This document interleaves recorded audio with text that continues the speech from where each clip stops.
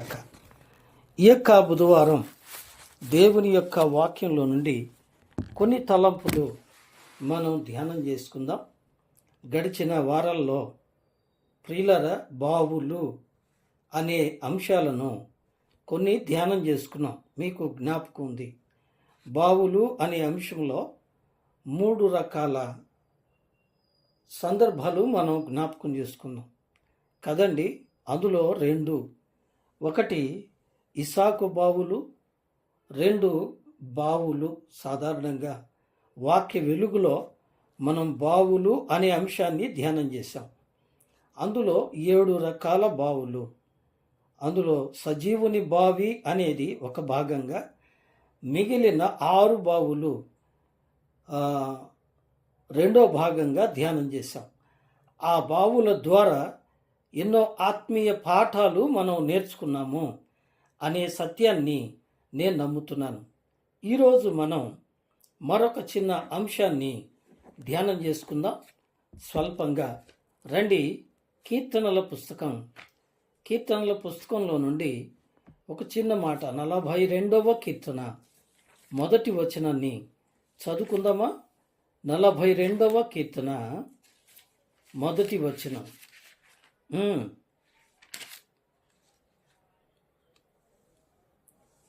దుప్పి నీటి వాగుల కొరకు ఆశపడునట్లు, దేవా నీ కొరకు నా ప్రాణము ఆశపడుచున్నది. ఇక్కడ దుప్పి అనబడే ఒక జంతువును చూస్తున్నాం. దీన్ని ఇంగ్లీష్లో 2 రకాలుగా మరి చెప్తారు. ఒకటి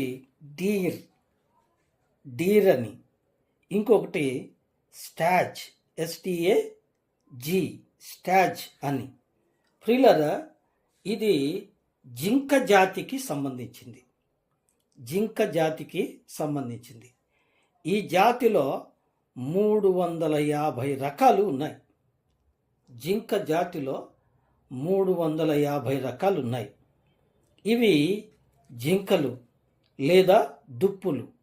వాస్తవానికి దుప్పి అనే మాటను కీర్తనాకారులైన కోరహు కుమారులు మనకు జ్ఞాపకం చేయటం జరిగింది. ఇక్కడ దుప్పిని విశ్వాసితో పోల్చారు కదండి. దుప్పిని విశ్వాసితో పోల్చారు.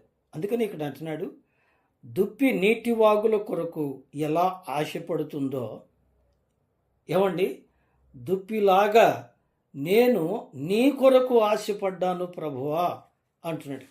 ఇక్కడ ఈ యొక్క డీర్ లేదా జింక లేదా దుప్పి అనే దాన్ని, ప్రియులరా, జింకల్ని మామూలుగా బుకిష్ నాలెడ్జ్లో లేడీ అని, హరిణి అని వర్ణిస్తారు. లేడీ లేదా హరిణి, దాన్ని జింక అంటారు. ఇవి కొంచెం చిన్నగా ఉంటాయి. వీటిని ఇంగ్లీష్లో అయితే ప్రియులరా మగదాన్ని బక్ అంటారు. BUCK, బక్ అని. ఇంకొకటి హార్క్ అని కూడా అంటారు, HARK, హార్క్. ఇక్కడ మనం చెప్పుకున్నది స్టాజ్. చెప్పాను కదా, STAG, స్టాజ్ అంటే దుప్పి. కొంచెం పెద్దగా ఉంటుంది. ప్రియులరా, ఈ జాతిలో ఆడుదాన్ని ఏమంటారంటే DOE.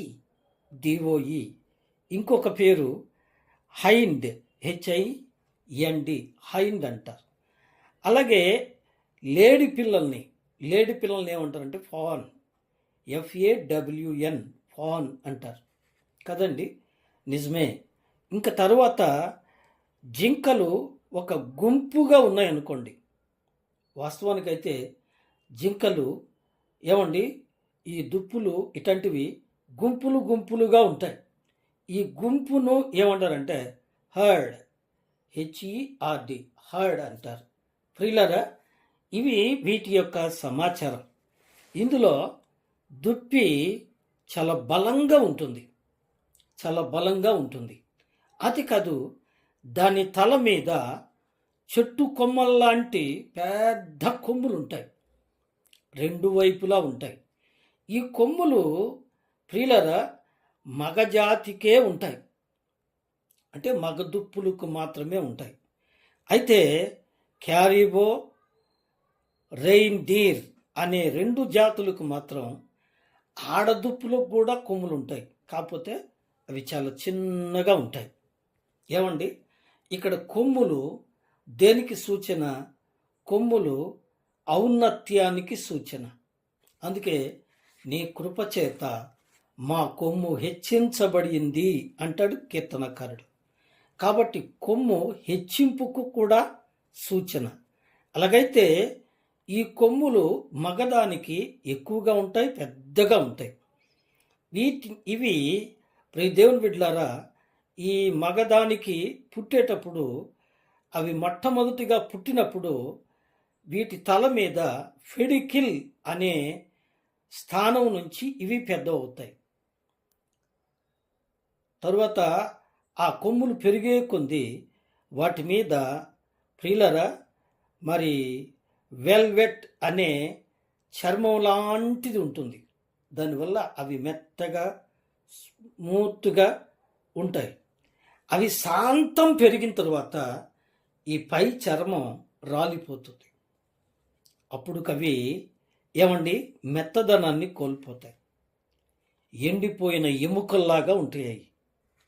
అందువల్లనే బాగా పెరిగిన ఆ కొమ్ములు ప్రియులరా ఎవరికైనా హాని చేయడానికి ఉపయోగపడతాయి. అవి వంగవు, గుచ్చుకుపోతాయి. అందుకనే ప్రియులరా వీటికి పెద్ద పెద్ద కొమ్ములు ఉంటాయి. అయితే ఈ కొమ్ములు ఎల్లకాలం ఉండవు, అవి మధ్య మధ్యలో రాలిపోతూ ఉంటాయి. అవి ఎప్పుడు రాలిపోతూ ఉంటాయంటే మగది ఆడది కలయిక జరిగినప్పుడు ఒక 2-3 వారాలు టైం తీసుకొని అవి మెల్లగా రాలిపోతాయట. అవి ఎప్పుడు జరుగుతుందంటే జనవరి నుంచి ఏప్రిల్ మాసాల మధ్యలో జరుగుతుంది అవి రాలిపోవటం. అది ఆ ప్రక్రియ 2-3 వారాలు పడుతుంది. ఆ తర్వాత వేసవి కాలంలో మరలా అవి తిరిగి మొలకెత్తుతాయి అంటారు. మరొక విషయం ఈ దుప్పుల గురించి మనం జనరల్గా చెప్పుకునే ఒక విషయం ఏంటంటే, పెద్ద దుప్పి, బలమైన దుప్పి అరుపు ఆ సమీపంలో ఉన్నవారి గుండెల్లో జల్లుమనిపిస్తుందట, అంత పెద్దగా ఉంటుంది. ఇప్పుడు రండి, ఈ కొమ్ములు ఔన్నత్యానికి సూచన, ఈ దుప్పులు విశ్వాసులకు సూచన. గమనించారా? దుప్పి విశ్వాసికి సూచన, దాని కొమ్ములు ఉంటాయి అనగా ఔన్నత్యము. మన కొమ్ము ఎవరండి? మన ప్రభువే. మన ఘనత మన ప్రభువే. అందుకే వాక్యంలో ఉంది, ఎవడైనాను అతిశయించేవాడు దేని గురించి అతిశయించాలండి? ప్రభువును గురించే, ప్రభువును బట్టి అతిశయించాలి, కానీ మనలో ఏ అతిశయమో లేదు. అంతేకాదు ప్రియులరా, ఇక్కడ ఇంకో మాట కూడా చెప్పాను, మూడవదిగా ఆ దుప్పి అరుపులు ఎలా ఉంటాయండి? గుండెలో దడపు చెంచేటట్టుగా ఉంటాయన్నమాట. దాని అరుపులు అలాగుంటాయి. అనగా ఇది ప్రార్థనకు గుర్తు. దేవుని హృదయాన్ని కరిగించే ప్రార్థన విశ్వాసికి కావాలి. విశ్వాసి ప్రార్థన దేవుని హృదయాన్ని కదిలించాలి. ఏమండి, మనుషులను నిజమే, లూకాసు వార్త 18వ అధ్యాయంలో ఒక ఉపమానాన్ని మనం చదువుతాం. ఏమిటంటే, ఆ ఊళ్ళో అన్యాయస్తుడైన న్యాయాధిపతి ఉన్నట్ట. నేను వచనాలు చెప్పట్లేదు, మీకు అందరికీ తెలుసు. అన్యాయస్తుడైన న్యాయాధిపతి ఉన్నట్ట. ఆ అన్యాయస్తుడైన న్యాయాధిపతి మనుషులకు భయపడ్డు, దేవునికి కూడా భయపడడు, ఎవరికి భయపడ్డు. ఇంకో మాట, అతడు అన్యాయస్తుడు. న్యాయాధిపతే కానీ అన్యాయస్తుడు. అయితే అతని దగ్గరికి ఒక బీద విధవరాలు పోయింది.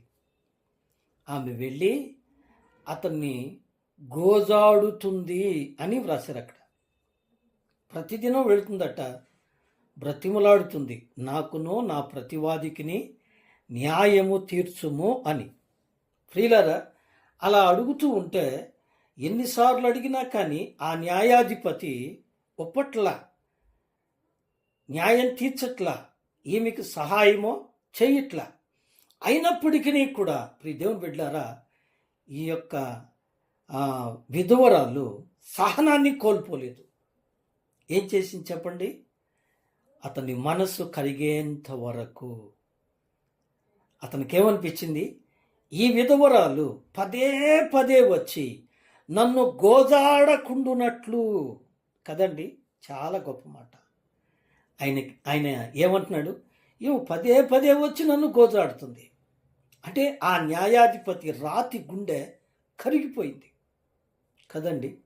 నిజమే, ఆ న్యాయస్తుడైన ఆ న్యాయాధిపతి గుండె కరిగి ఆ విధవరాలకు న్యాయము తీరిస్తే, నీతిగల న్యాయాధిపతి అయిన మన ప్రభు మన ప్రార్థన ఆలకించడా అండి? మన ప్రార్థనకు జవాబు ఇవ్వడా అండి? ఇస్తాడు కదా. అలాగైతే మనం ఎంత ప్రార్థన చేయాలి, మనం ఎంత ప్రార్థన చేయాలి. అందుకే ప్రభువారు అక్కడ అంటారు 18వ అధ్యాయంలో, తను ఏర్పరుచుకుని వారు దివారాత్రులు తన్ను గూర్చి ఏం చేయాలంట? మొర్ర పెట్టాలి. ఆ ఉద్దేశంతోనే ఆ ఉపమానాలు ప్రభువు చెప్పారు. ఇక రండి, ఈ దుప్పిలో కొన్ని తలంపులు మన ఆత్మీయ జీవితానికి పాఠాలు. ఈ దుప్పిలో కొన్ని తలంపులు మన ఆత్మీయ జీవితానికి పాఠాలు. అందుకనే ఈ కోరహు కుమారులు మరొక చోట దావీదు కూడా అన్నాడు, ఏమండి, దుప్పిలాగా నేను ఆశపడుతున్నాను అని. కదండి. కాబట్టి దుప్పి విశ్వాసికి భక్తులకు పోల్చబడింది. మరి ఈ దుప్పిలో విశ్వాసి నేర్చుకోవలసినవి, విశ్వాసి అలవరుచుకోవలసినవి ఏమిటి?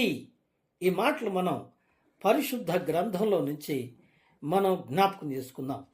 రండి, ఆదికాండ గ్రంథం, మొట్టమొదటిగా ఆదికాండ గ్రంథం 49వ అధ్యాయము. ఆదికాండ గ్రంథం అండి 49వ అధ్యాయము. 49వ అధ్యాయము అండి 21వ వచనం. నప్తాలి విడువబడిన లేడి. చదవమ్మా. అతడు ఇంపైన మాటలు పలుకును. చాలమ్మా. నప్తాలి ఎటువంటి వాడండి? లేడి వంటి వాడు. ఇక్కడ దీర్ అనే పాదం వాడారు.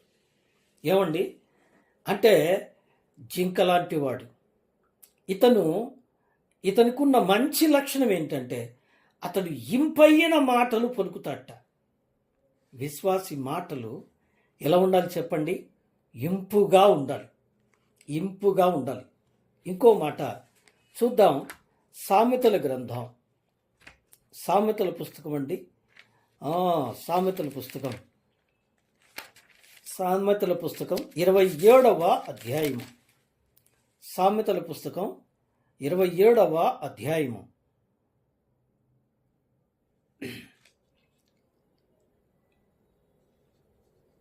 27వ అధ్యాయము 9వ వచనం. తైలమును అత్తరును హృదయమును సంతోషపరుచునట్లు. అక్కడ చూడండి, చెలికాని హృదయములో నుండి వచ్చు మధురమైన మాటలు హృదయమును సంతోషపరుచును. ఏం మాటలు అంటండి? మధురమైన మాటలు. ఏమండి? మధురమైన మాటలు, ఇంపైన మాటలు. విశ్వాసి మాటలు ఎట్టుండాలి? దేవుని నమ్ముకున్న వాళ్ళ మాటలు ఎలా ఉండాలి? దేవుని మాటలు ఎలా ఉండాలి? ఏమండి? ప్రభు మాట్లాడుతుంటే ఆనాడు యూదులు గుంపులుగా వచ్చి వింటూ ఉండేవాళ్ళట. ఆయన మాటలు ఎటువంటివండి? మధురమైనవి. ఏమండి? ఆయన పెదవుల నుండి, అందుకని కీర్తన గ్రంథంలో అంటాడు, ఆయన పెదవుల నుండి ఏం కారుతుందంట? దయారసము కారుతుందట. ఏం కారుతుందండి? దయారసం. పెదవుల్లో నుంచి వచ్చేది ఏంటి? మాటలు. ఆ మాటలు ఏం మాటలట? దయగల మాటలు. కానీ దేవుని బిడ్డలమైన మన మాటలు ఎలా ఉన్నాయి? కొంతమంది మాట్లాడితే ఎదుటి వాళ్ళు ఆ మాటలకే చచ్చిపోయేటట్టుగా మాట్లాడతారు కదండి. మాటల చేత చంపేవాళ్ళు చాలామంది ఉన్నారు. ఏమండి? మాటల చేత మాటలు ఎలా ఉన్నాయి? ఏమండి? మాటలు ఎలా ఉన్నాయి? ఏమండి? ఆదికాండంలో మనం చదివాము. అతడు ఏం మాటలు కలిగిన వాడండి? 49వ అధ్యాయం 21వ వచనం. ఏమండి? ఏం మాటలు కలిగిన వాడు?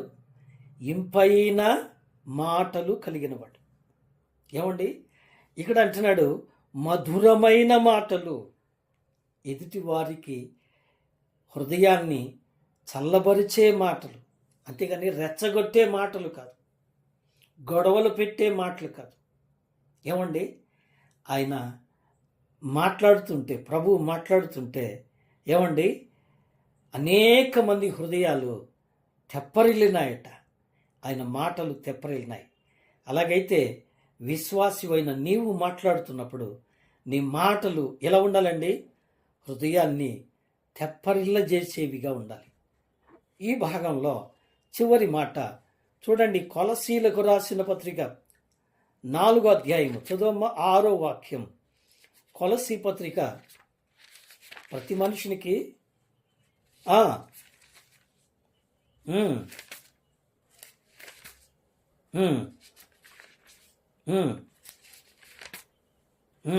చాలండి. మీ మాటలు ఎలా ఉండాలి? ప్రతి మనుషునికి ఎలాగో ప్రత్యుత్తరం ఇవ్వాలని అది మీకు తెలుసుకుంటకై మీ సంభాషణ ఉప్పు వేసినట్టు ఉండాలి. ఉప్పు వేస్తే ఎట్లా ఉంటుందండి? ఉప్పు అంటదంట అన్నేసి చూడు నన్నేసి చూడు అంటదంట. ఏమండి? నువ్వెంత కారం వేసినా, నువ్వెంత మాంసం వేసినా, ఎన్ని మసాలాలు వేసినా, ఎన్ని కూరగాయలు వేసినా ఏమండి, అది ఉప్పు లేకపోతే తినడానికి రుచిగా ఉండదు. అంతేకాదు ఉప్పు లేకపోతే జీర్ణం కూడా కాదు కదండి. నిజమే, అవును. కాబట్టి ఉప్పు వేచినట్టు రుచికరంగా ఉండాలి. ఇంకా ఏమంటున్నాడు? ఎల్లప్పుడూ రుచిగలదిగాను కృపా సహితముగా. విశ్వాసి మాటలు ఎలా ఉండాలండి? కృపా సహితముగా, కృప కలిగిన మాటలు, కృపతో నింపబడిన మాటలు. Praise lord.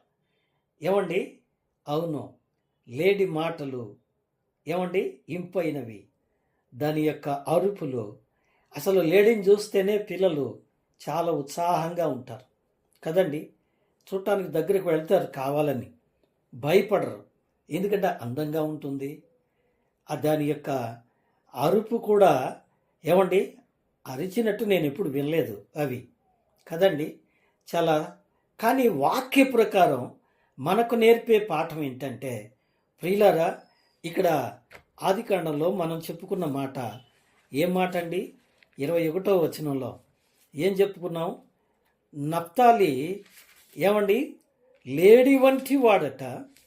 అంతేనా అండి? నప్తాలి లేడి వంటి, అతడు ఇంపైన మాటలు పలుకును. ఇంపైన మాటలే కానీ కంపైన మాటలో పలకూడదు. విశ్వాసి మాటలు కంపుగా ఉండకూడదు, ఇంపుగా ఉండాలి. ఏమండి? నీ మాటలు వింటుంటే, నువ్వు దేవుని గురించి చెప్తూ ఉంటే నీ సంభాషణ ఏమండి ఇతరులకు ఎలా ఉండాలి? కృప కలిగినవిగా, ఇంపుగా, దేవుని ప్రేమను వెల్లడించేవిగా ఉండాలి. కానీ ఏమండి ఎదుటి వారికి కంపుగా ఉండకూడదు. ఇందులో మొదటి పాఠం ఇంపైన మాటలు. దుప్పిలో మనం నేర్చుకునే మొదటి పాఠం ఏంటండి? ఇంపైన మాటలు. రెండవ లక్షణం, ఇవి బహు తేలిగ్గా ఉంటాయి, చాలా వేగంగా పరిగెడతాయి. ఈ భాగంలో మనం నేర్చుకునే మాటలేంటి? చదువుకుందాం. సమూయేలు 2వ గ్రంథం. సమూయేలు 2వ గ్రంథం. సమూయేలు 2వ గ్రంథం అండి, 2వ అధ్యాయము. సమూయేలు 2వ అమ్మా చదువు. 2వ అధ్యాయము 18వ వచనం చదవమ్మా. రైట్, 18వ వచనం. ఆ, ఉమ్,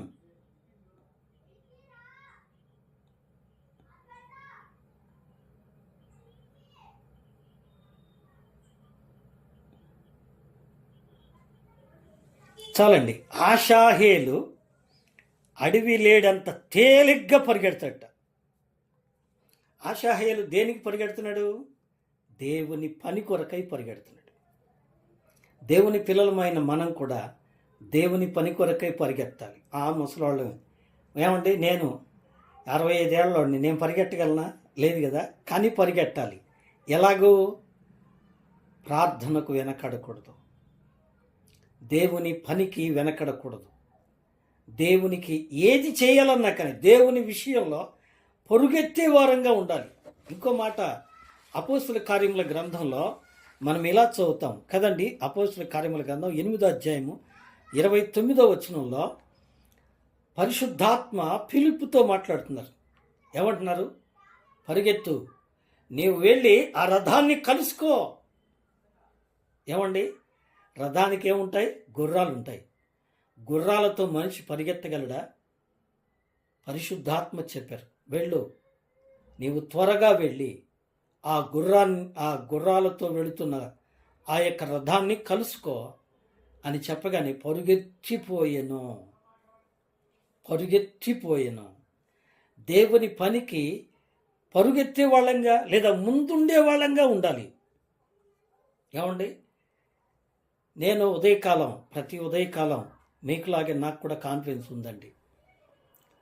ఉదయకాలం ఫోన్ చేస్తూ ఉంటాను. నేను బహుశా 4:45 కానించి మొదలు పెడతాను నేను ఫోన్ చేయటం. ఫోన్ చేసి ఒక్కొక్కరికి 4 సార్లు 5 సార్లు ఫోన్ చేస్తే ఫోన్ ఎత్తరు. సరే, ఫోన్ తీసిన వాళ్ళని కనెక్షన్లో పెట్టి చేసిన తర్వాత 5 దాటిన తర్వాత వాక్యం జరుగుతూ ఉండగా అప్పుడు చేస్తారండి వాళ్ళు. అప్పుడు చేస్తారంటే అప్పుడు మెలకు వస్తుంది వాళ్ళకి. అప్పుడు చేసినప్పుడు అప్పుడు వాళ్ళని కనెక్షన్లోకి తీశాను అనుకోండి, నాకు రికార్డింగ్ ఇబ్బంది అవుతుంది.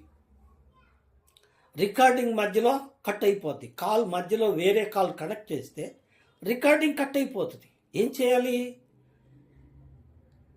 అంతకుముందు రికార్డింగ్ ఒక బిట్ అవుతుంది, తర్వాత రికార్డింగ్ ఇంకో బిట్ అవుతుంది. మళ్ళీ ఇంకొక ఆయన చేస్తాడు, 5:30కు చేస్తాడు. మళ్ళీ ఆయన్ని కనెక్షన్లో తీసుకున్నాను అనుకోండి, 2వ బిట్, ఇక 3వ బిట్లోకి రావాలి కదండి. చాలామంది దేవుని పని అంటే, దేవుని సన్నిధి అంటే పోవచ్చులే అంటారు. ఏమయ్యా ఫోన్ చేస్తే ఫోన్ తీయరంటే అలసిపోయామండి. విశ్వాసులు ప్రార్థన చేయడానికి అలసిపోతారు. ఏమండి, కబుర్లు ఆపుకోవడానికి అలసిపోరు. ఏమండి, రాజకీయాలు చెప్పుకోవడానికి అలసిపోరు. కొంచెంసేపు ప్రార్థన చేయడానికి, కొంచెం సేపు ఎక్కువగా వాక్యం వినడానికి ఓ అబ్బా ఎంత అలసిపోతారో కదండి. నీవు దేవుని పనికి పరుగెత్తేవారుగా ఉన్నావా, లేక తప్పించుకునేవాడుగా ఉన్నావా? దుప్పి నీకు నేర్పే పాఠం, దేవుని పని కొరకు ఆషాహేలు వలె పరిగెత్తాలి. రాజు చెప్పిన పనికి ఆషాహేలు వేగంగా పరుగెత్తాడు. అందుకే అతని పరుగును చూసే అన్నాడు, నువ్వు ఆషాహేలువా అన్నాడు. గుర్తుపెట్టాడు. ఏమండి, ఫిలిప్పును పరిశుద్ధాత్మ, అదిగో అతడు ఆరాధనకు వస్తున్నాడు పోతున్నాడు, కానీ అసలు ఆరాధన అంటే ఏందో తెలియకుండా ఉన్నాడు. వెళ్ళి అతనితో మాట్లాడమని చెప్పాడా? ఆ వివరం కూడా చెప్పలేదు పరిశుద్ధాత్మ. నువ్వు త్వరగా వెళ్ళి ఆ రథాన్ని కలుసుకో అన్నప్పుడు రథాన్ని కలుసుకున్నాడు ఆయన. అప్పటికే ఆ రథం బయలుదేరి ఎంత దూరం పోయిందో తెలీదు, కానీ ఈయన ఎంత వేగంగా పరుగెత్తాడో. దేవుని పని కొరకు పరుగు తీసేవాడు, దేవుని పరిచర్య కొరకు పరుగు తీసేవారు, దేవుని పని కొరకు ఏమండి ఆశపడేవారు కావాలి. దేవుడు అట్లాంటి వారిని కోరుకుంటున్నాడు. ఏమండి, ఎంతోమంది ఉన్నారు, కానీ ఫిలిప్పునే ఎన్నుకున్నాడు. ఎందుకంటే ఫిలిప్పు దేవుని పని కొరకు పరిగెత్తేవాడు. మరి నువ్వు అలా ఉన్నావా? ఏమండి, మూడో పాఠం అంటే సామెతల గ్రంథం 5వ అధ్యాయం చదువుకుందాం. సామెతల గ్రంథం 5వ అధ్యాయము. 5వ అధ్యాయము బహుశా 19వ వచనం అనుకుంటా కదమ్మా, చదవండి.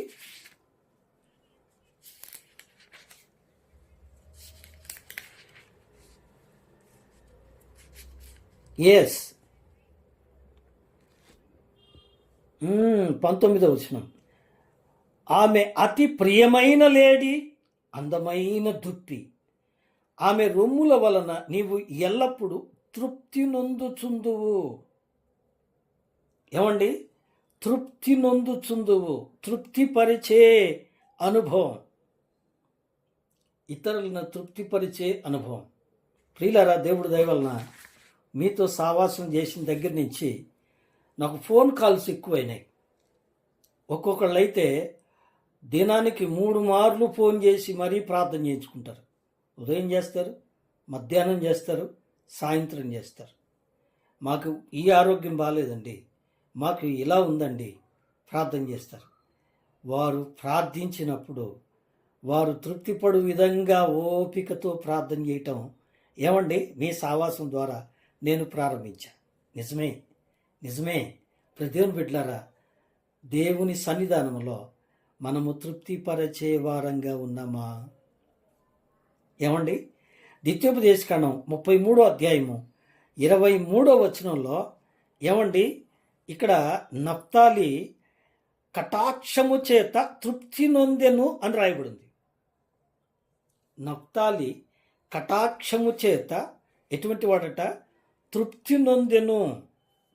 1 తిమోతి 6వ అధ్యాయము 6వ వచనంలో మనం చదివితే సంతుష్టి సహితమైన భక్తి అని రాయబడింది. ఏంటంట? సంతుష్టి, సంతృప్తి, ఇవన్నీ పర్యాయ పదాలు. నిజమే, భక్తిలో నువ్వు సంతృప్తిగా ఉన్నావా? నీ పరిచర్యలో నువ్వు సంతృప్తిగా ఉన్నావా? నేను ఖచ్చితంగా చేస్తున్నాను. దేవుడు అప్పగించిన పనిని నేను నమ్మకంగా చేస్తున్నాను. ఆ సంతృప్తి నీకుందా? నీ వలన ఇతరులు సంతృప్తి పడుతున్నారా, తృప్తి పడుతున్నారా? నిజమే ప్రియులారా, ఇతరులకు చెప్పడానికి ఏం కావాలి? ఓపిక కావాలి. దేవుని వాక్యం మీరు అనుభవం ద్వారా వింటున్నారు. ఏమండి, ఎంతోమంది వాక్యాలు చెప్పినప్పుడు అరగంటలో ముగిచ్చేస్తారు. నేను చెప్పేయే ఎక్కువసేపు పడుతుంది కదండి, 50 నిమిషాలు, 45 నిమిషాలు, చాలా ఎక్కువ సమయం. ఎక్కువ సమయమైనా మీరు ఓర్చుకుంటారు. మీ ఓర్పుకు నా వందనాలు కదండి. నిజమే, దేవుని స్తోత్రం. ఇతరులను దేవుని మాటల చేత తృప్తిపరచాలనేది మా ఉద్దేశం. ఎందుకు? దేవుని మాటలు సంతృప్తిగా అర్థం చేసుకోవాలి, మీకు అర్థం కావాలి. తృప్తిపరిచే లక్షణం. ఏమండి? తృప్తిపరిచే లక్షణం. ఇక 4వది సామెతల గ్రంథం 6వ అధ్యాయము. సామెతల గ్రంథం 6వ అధ్యాయము 5వ వచనం చదువుతాను. వేటకాని చేతిలో నుండి లేడి తప్పించుకొనున్నట్లు, ఎరుకవాని చేతి నుండి పక్షి తప్పించుకొనున్నట్లు తప్పించుకొనుము. లేడేం చేస్తుందండి? వేటగాని అలికిడి గమనిస్తుంది. లేడిని వేటాడటం చాలా కష్టం. అలికిడైతే తప్పించుకుంటుంది. లేడి పరిగెత్తడం మొదలు పెడితే దొరకటం కష్టం కదండి. ఎంత పెద్ద జంతువైనా లేడిని ఏమార్చి పట్టుకోవాలి తప్ప వెంటబడి పట్టుకోవటం కష్టం, ఒకే ఒక్క జంతువుకు తప్ప. అదేదంటే చిరతపులి కదండి. లేడి వెంట పరిగెత్తాలంటే ఒక్కోసారి చిరతపులి కూడా అలిసిపోద్ది పరిగెత్తలేక కదండి. కాబట్టి వేటగాని యొక్క ఉరి నుండి తప్పించుకోవటం అంటే అపవాది తంత్రములను మీరు ఎరిగిన వారు గనుక. ఏంటంట? రండి, సామెతల పుస్తకమే 12వ అధ్యాయము.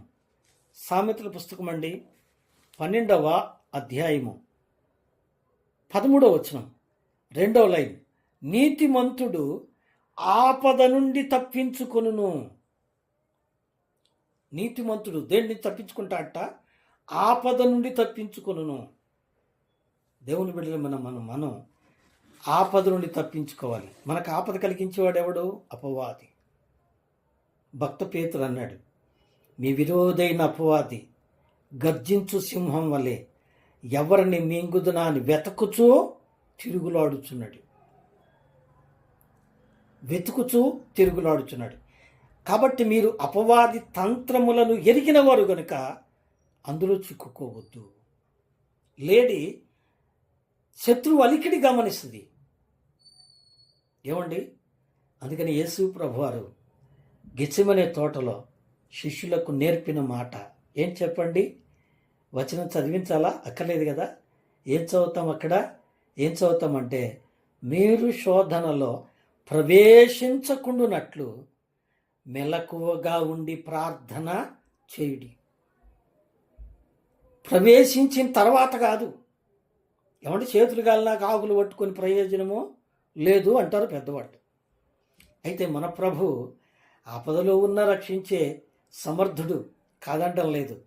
కానీ విశ్వాసి ఎలా ఉండాలి చెప్పండి? ఆపద రాకముందే. ఏమండి, అందుకనే సొలొమోను మహాజ్ఞాని ప్రసంగి గ్రంథంలో రాశాడు, దుర్దినములు రాకముందే వీటి యందు నీకు సంతోషము లేదని నీవు చెప్పు సంవత్సరములు రాకముందే సూర్యచంద్ర నక్షత్రములకు చీకటి కమ్మకముందే వాన వెలిసిన తర్వాత మేఘాలు మరలా రాకముందే నీ బాల్య దినముల యందే నీ సృష్టికర్తను స్మరణకు తెచ్చుకో. వల్ల చిక్కున్న తర్వాత కాదండి, ముందు జాగ్రత్త అంటారు. ఏమండి, ముందు జాగ్రత్త. నేను అనుకోలేదండి ఈ పిల్లలు అయిపోతారని. అయ్యయ్యో, ఈ పిల్లలు ఎంత కష్టపడ్డాను, ఎంత ఖర్చు పెట్టాను, ఎంత ఇచ్చేసానండి. ఈ పిల్లలు ఇలాగ అయిపోయారు. మనశ్శాంతి లేకుండా. దానికంటే ముందుగానే ఏమంటే ఏం చేయాలి? బాలుడు నడవలసిన త్రోవానికి నేర్పించుము. ప్రభు శిక్షలోను బోధలోను వానిని పెంచుము. ఏమండి, పెంచకుండా పోతున్నాళ్లే వస్తున్నాళ్లే అనుకొని నీ పని నువ్వు చేసుకొని ఆయన పని ఆయన చేస్తే మధ్యలో వాడి పని వాడు చేసేస్తాడు. చేసేసిన తర్వాత ఏం చేస్తామో చెప్పండి. ఏమండి, అందుకనే ఏమండి ఇక్కడ వ్రాయబడ్డ మాట, నీతిమంతుడు ఆపద నుండి ఏం చేస్తాడట? తప్పించుకుంటాడట. నీతిమంతుడు ఆపద నుండి తప్పించుకుంటాడు. ఇక 5వ మాట, నేను త్వరగా ముందుకెళ్తున్నాను. 5వ పాఠం ఏంటంటే హబక్కూకు గ్రంథం 3వ అధ్యాయం. హబక్కూ గ్రంథం 3వ అధ్యాయం అంటే పుస్తకం చివరి మాట. హబక్కూ గ్రంథం 3వ అధ్యాయము. అమ్మా చదువుతున్నానమ్మా. ప్రభువు యెహోవాయే నాకు బలము, ఆయన నా కాళ్లను లేడి కాళ్ళ వలె చేయును, ఉన్నత స్థలముల మీద ఆయన నన్ను ఎక్కించును. ఎక్కడ చెప్పండి? ఉన్నత స్థలముల మీద ఆయన నన్ను ఎక్కించును. ఇంకో మాట కూడా చదువుదాం త్వరగా. 18వ అధ్యాయము, కీర్తనల గ్రంథం 18వ అధ్యాయము. కీర్తనల గ్రంథం అండి 18వ అధ్యాయము. 18వ అధ్యాయంలో ఇలా అంటాడు చూడండి, ఇదే మాట 33వ వచనం. ఆయన నా కాళ్ళు జింక కాళ్ల వలె చేయుచున్నాడు, ఎత్తైన స్థలముల మీద నన్ను నిలుపుచున్నాడు. జింక కాళ్ళు ఎక్కడుంటాయట? ఎత్తైన స్థలముల మీద ఉంటాయట. అంటే వాటి నివాసము ఎత్తైన స్థలములు అని దీని భావన. ఇక్కడ మనం నేర్చుకోవాల్సిన పాఠం ఏంటి అంటే, ప్రియులరా, ఈ భూలోక సంబంధమైన వారు మనము కాదు. ఫిలిప్పీ రాసిన పత్రిక 3వ అధ్యాయము 20వ వచనం మనకేం చెప్తుందంటే, మన పౌరస్థితి ఎక్కడుందండి? పరలోకమందుంది. మన పౌరస్థితి పరలోకమందు. కొలస్సీ పత్రిక 3వ అధ్యాయము మనకేం చెబుతుందండి? మీరు మృతి పొందితిరి, మీ జీవము క్రీస్తుతో కూడా పరలోకమందు దాచబడి ఉన్నది. భూలోక సంబంధంగా మనం చనిపోయాం. మనము ఎవరి వారము? ప్రభువు వారము, పరలోక పౌరస్థులము. కనుక మనం ఏం చేయాలి? భూ సంబంధమైన వాటి మీద మనసు పెట్టకూడదు, పైకి చూడాలి. పర సంబంధమైన వాటి వైపు చూడాలి. ఆ ఉన్నత ఎత్తైన ఆ స్థలం మీద, ఏమండి? ఉన్నత స్థలం సంఘం, ఉన్నత స్థలం పరలోకం. పరలోకం ఎక్కడుంది? పైనుంది. ఏమండి? ఈ భూలోకంలో ఉన్నప్పటికీ మన ఓటర్ ఐడి, మన పరలోక పౌరస్థితి ఎక్కడుందట? పరలోకంలో ఉందట. మనం అక్కడి నుంచి వచ్చే ప్రభు కొరకు ఎదురు చూస్తున్నాం. మనం అక్కడ వాళ్ళం, మనం అక్కడికే వెళ్ళిపోతాం. కాబట్టి మన ఆలోచనలు అక్కడివిగా ఉండాలి. పర సంబంధమైన ఆలోచనలు మనకు కావాలి. పరలోక సంబంధమైన, ప్రభు యొక్క సంబంధమైన ఆలోచనలు మనకు కావాలి. కానీ భూలోక సంబంధమైన ఎలాగన్నా, ఈ భూలోకంలో ఉన్నాం కదన్నా, ఏమండి? ఉంటాయి. ప్రభువే అన్నారు, ఏమి తిందుమా, ఏమి త్రాగుదమా, ఏమి ధరించుకుందమా అని మీరు చింతపడకుడి, మీకు ఇవి కావలసి ఉన్నవని మీ ప్రభువుకు తెలుసు. ఈ లోక సంబంధులు వీటిని గురించి చింతిస్తారు. అయితే మీరేం చేయాలి? మొదట ఆయన రాజ్యమును, ఆయన నీతిని వెతకాలి. ఆ తర్వాత అప్పుడు అవన్నీ మీకు అనుగ్రహించబడును. ఇంగ్లీష్లో ఉందండి, he will add unto you everything what you need. నీకేం కావాలో ఆయన నీకు జత చేస్తాడట. ఇంజిన్ వెనకాల పెట్టే వెనకాల పెట్టే ఏమండి? యాడ్ చేసుకుంటూ పోవటమే. ప్రభు నీకు ఇస్తాడు. ఎప్పుడు? నువ్వు ప్రభు వైపు చూస్తే, నువ్వు పరలోకం వైపు చూస్తే, నువ్వు ప్రభు మీద ఆనుకుంటే తప్పక నీ ప్రతి అవసరం తీరుస్తాడు. బిడలకు ఎట చేయాలి, ఈ పూట కూటికి ఎట చేయాలి, ఈ పూట జీవితం ఎలా చేయాలి, వాళ్ళు ఎలా చేయాలి, ఏమండి? ఏం చేయాలి చెప్పండి? ప్రభువుకి అప్పగించాలి. నీ చింత యావత్తు ఆయన మీద వేయుడి. వై? ఆయన మిమ్మల్ని గూర్చి ఏం చేస్తున్నాడండి? చింతించుచున్నాడు. మనం మనల గురించి చింతపడుతున్నాం, కానీ ప్రభువు మనల గురించి చింతపడుతున్నాడు. అందుకని ఏం చేయాలి? మన చింత యావత్తు ఏం చేయాలి? అందుకనే ఫిలిప్పీ రాసిన పత్రిక 4వ అధ్యాయంలో ఏమంటున్నాడండి? ప్రతి విషయంలో ఏం చేయాలి? ప్రార్థన విజ్ఞాపనల చేత మీ విన్నపములు దేవునికే తెలియజేయాలి. ఏమండి? ఇవి ఎత్తైన స్థలములో ఉంటాయి. వీటి నివాసములు ఉన్నత స్థలములు అధిరోహిస్తాయి. 6వ పాఠంలోకి వెళదాం. 6వ పాఠం ఏమండి? 6వ పాఠం పరమగీత గ్రంథం చివరి అధ్యాయము. చివరి మాట చదువమ్మా. పరమగీతముల గ్రంథం చివరి అధ్యాయము అనగా 8వ అధ్యాయం కదా.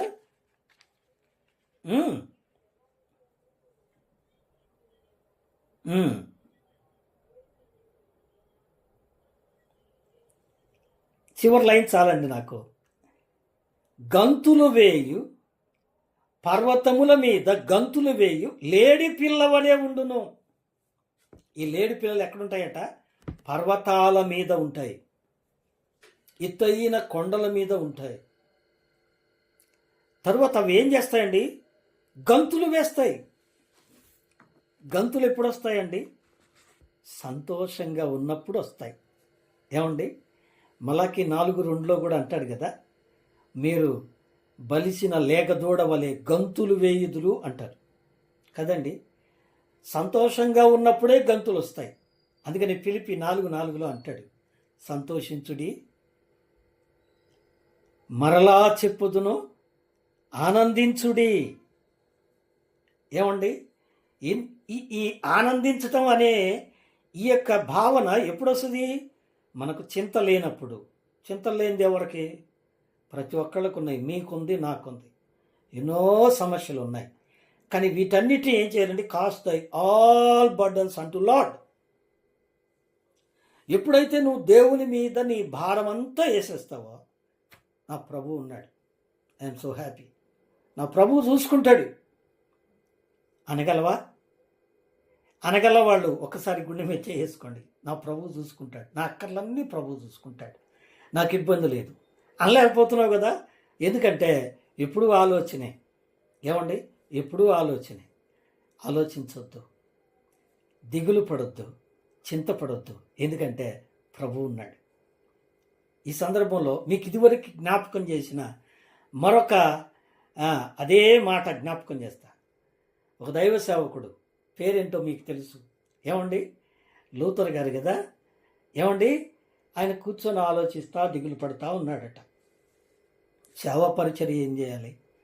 ఈ సమస్యలన్నీ ఏం చేయాలా? ఈ బైబిల్ని ఎలా ప్రింట్ చేయాలి? దీన్ని ఎలా ప్రజలకు పంపించాలి? ఈ సమస్యలు ఎట్లా అని దిగులు పడుతున్నట్ట. ఆయన భార్య గారట నల్లటి చీర కట్టుకొని లేదా నల్లటి డ్రెస్సు వేసుకొని ఆయన ముందు అటు ఇటు తిరుగుతూ ఉందట. అది చూసిన ఆయన, అదేంటి బ్లాక్ డ్రెస్ వేసుకున్నావు, ఎవరు చచ్చిపోయారు అన్నారట.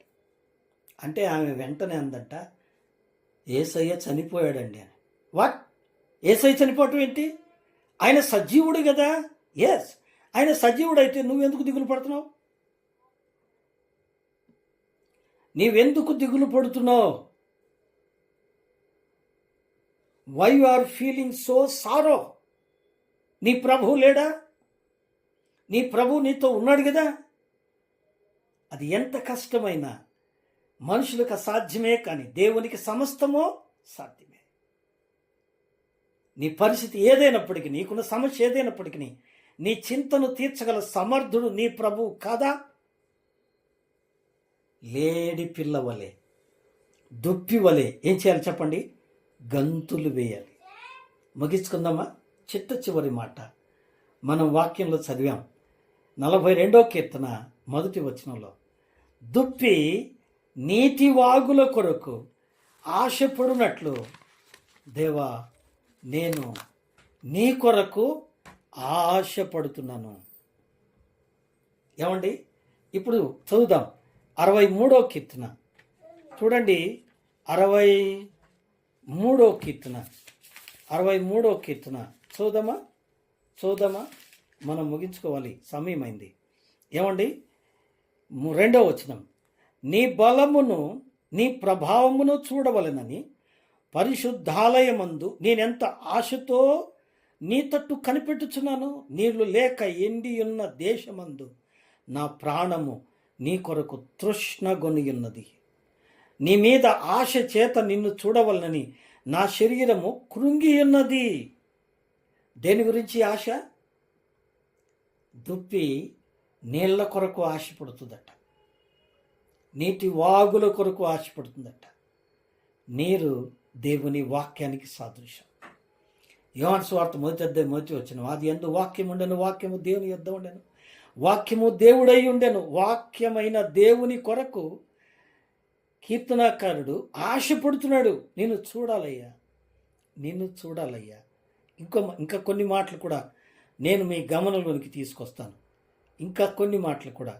దేవుని బిడ్డలారా, 119వ కీర్తన 74వ వచనం, 119వ కీర్తన 74వ వచనం. అక్కడ అంటున్నాడు, నీ మాటల మీద నేను ఆశ పెట్టుకొని ఉన్నాను. కదండి? నీ వాక్యము మీద నేను ఆశ పెట్టుకొని ఉన్నాను. దేని మీద ఆశ పెట్టుకున్నట్ట? 81వ వచనం, నీ రక్షణ కొరకు నా ప్రాణము సొమ్మచెల్లుచున్నది, నేను నీ వాక్యము మీద ఆశ పెట్టుకొని ఉన్నాను. ఇంకో మాట ఏమండి? 147వ వచనం, తెల్లవారక మునుపే మొరపెడితిని, నీ మాటల మీద నేను ఆశ పెట్టుకుని ఉన్నాను. ఎస్, దేవుని బిడ్డారా, మీ యొక్క సహవాసంలో నాకున్న గొప్ప సంతోషం ఏంటంటే, దేవుని వాక్యం మీద ఉన్న మీకున్న మక్కువ నాకెంతో ఉత్సాహాన్ని కలిగిస్తుంది. చాలామంది దేవుని వాక్యం వినటానికి ఏమండి వారు సరిగా ఇష్టపడరు. చాలామంది ఏదో అరకొరగా విన్నట్టుగా ఏమండి ఉంటారు. కానీ దేవుని వాక్యము శ్రద్ధగా వినటం మిమ్మల్ని చూసినప్పుడు నాకెంతో తృప్తిగా సంతోషంగా ఉంటుంది. ఎస్, ఈ దుప్పి నీటి వాగుల కొరకు ఆశపడుతుందట.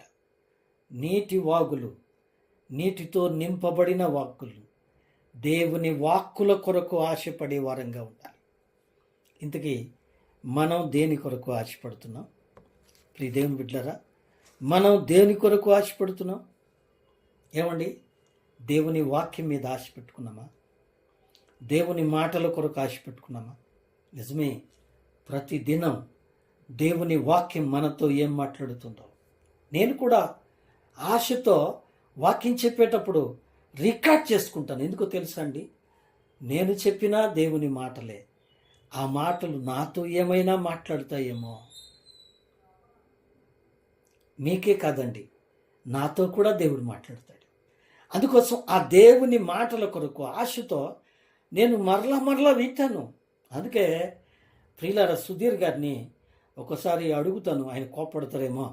ఏమండి రికార్డింగ్ సరిగా రాలేదే, ఓపెన్ కాలేదే అని అడుగుతాను. ఏంటబ్బా ఈయనకి ఇంత ఆసక్తి అని ఒకవేళ ఆయన కోప్పడతారేమో. కానీ నేను కావాలని అడుగుతాను. ఎందుకు తెలుసా అండి, మరొకసారి రిపీట్ చేసుకున్నప్పుడు అందులో మరలా నేను నేర్చుకోవాల్సినవి ఏమైనా ఉన్నాయేమో.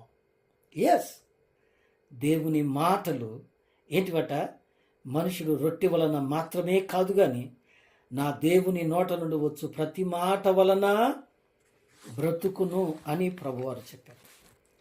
దుప్పి ఇంపైన మాటలు మాట్లాడటానికి సూచన.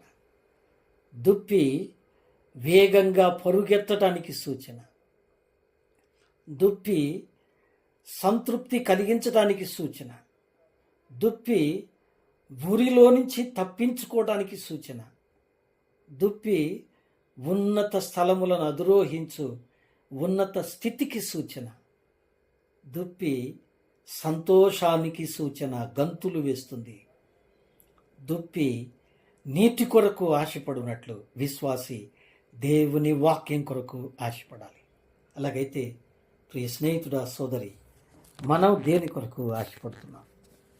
నీవు దేని మీద ఆశ పెట్టుకుని ఉన్నావు? ఈ పూట దేవుని వాక్యం వింటున్న నీవు ఆలోచించాలి. దేవుని మాటల మీద నువ్వు ఆశ పెట్టుకున్నావా? దేవుని కొరకు దుప్పిలాగా జీవిస్తున్నావా? లేకపోతే నువ్వెలా ఉన్నావు? ఒకసారి పరిశీలించుకొని సరిదిద్దుకొని దేవుని కొరకు దుప్పిలాగా వేగంగా పరుగెత్తి ఇంపైన మాటలతో ఇతరులను తృప్తిపరిచి ప్రభువును తృప్తిపరిచి, ఏమండి, అవును, దేవుని మాటల మీద ఆశ పెట్టుకుని దేవుని మీద ఆనందిస్తూ ఉండాలని ప్రభు పేరిట మనవి చేస్తూ మాటలు ముగిస్తున్నాను. దేవుడు తన మాటలను మన కొరకు